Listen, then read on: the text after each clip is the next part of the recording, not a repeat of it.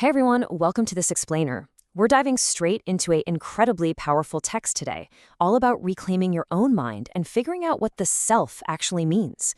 You know, if you've ever felt like your thoughts just have a mind of their own, well, you're definitely not alone.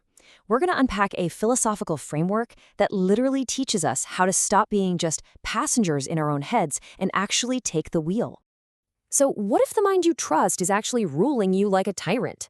It's a pretty wild thought, right? The source material hits on this super universal human condition, that feeling of being dragged through the thorns by our own untrained thoughts. We end up suffering entirely needlessly just because our instincts and anxieties are running wild.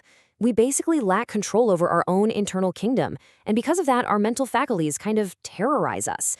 But here's the kicker. The text says the suffering isn't permanent. It's really just a management issue. To fix this mismanagement, we've got to wrap our heads around a foundational concept. Basically, the text argues that by mastering specific mental exercises, you hit this realization of which translates to the true I. Now, this I is totally distinct from physical matter, and this is absolutely crucial. It's distinct from the mind itself. Once you realize this separation, you grant yourself the power to use your mental faculties with absolute force. Why? Because you're not tangled up in them anymore. You're the operator.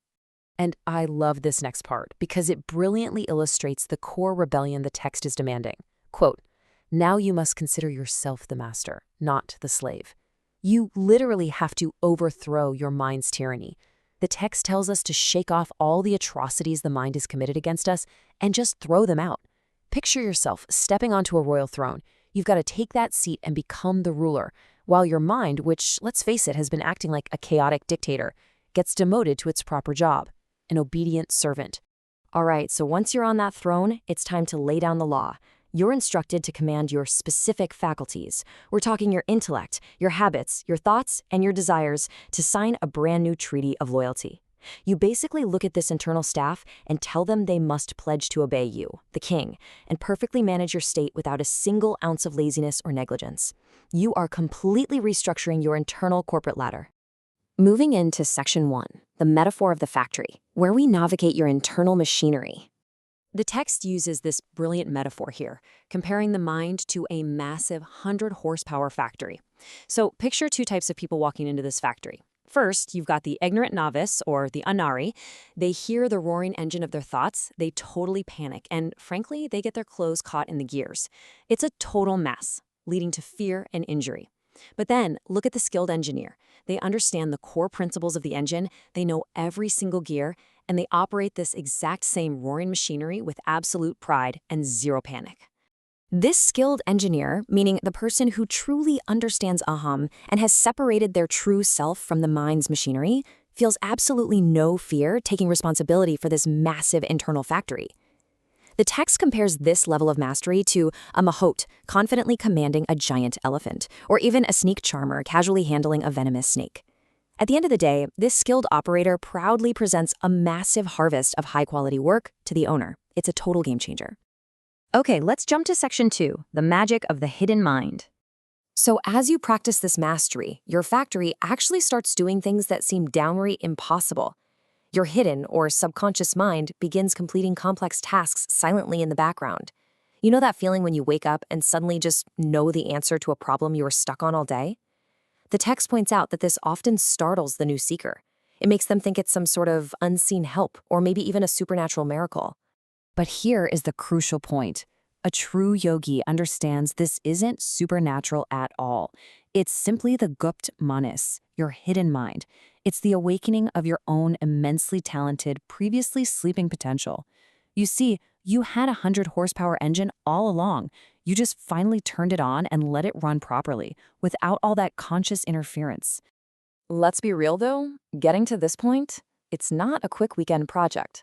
The source text strongly urges you to be patient and to hold on to your courage. It specifically warns us not to just read these words and feel intellectually satisfied. Actually doing the hard work of reclaiming your mind is incredibly tough. It might take years of intense practice to hit this level of authority.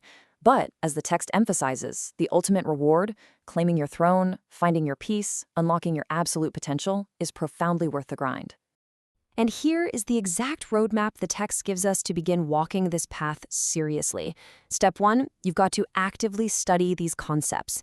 Step 2, deeply reflect on them in your day-to-day life. Step 3, hold on to hope during those really difficult days of mental training. And Step 4, above all else, have the courage to step into the factory and face your own internal machinery.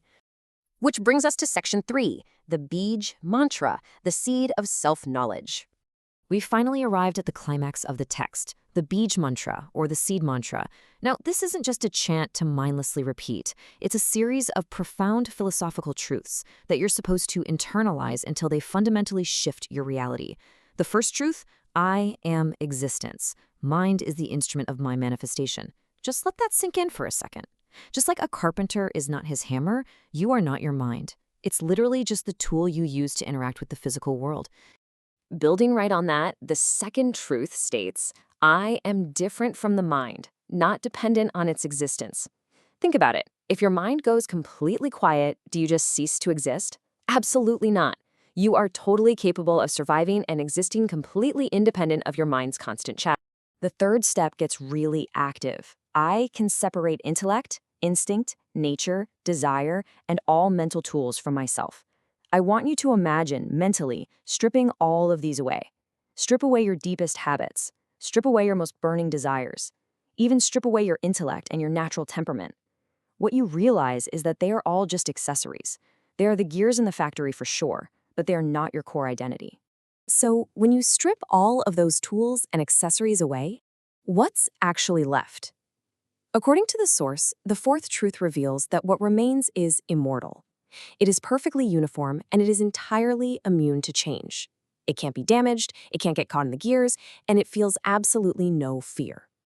The text concludes the seed mantra with an incredibly simple, powerful, open-ended declaration of pure being. I am. That's it. No qualifiers, no fancy descriptions, zero mental baggage attached. Just pure, unadulterated existence. And so, as we wrap up this explainer, I really want to leave you with this provocative final thought from the source material to ponder long after we're done here. If you are not your intellect, not your desires, not your habits, and definitely not your thoughts, when everything is successfully separated and set aside, that which remains, who is that I? Think deeply about that, and perhaps you'll finally begin to take your throne.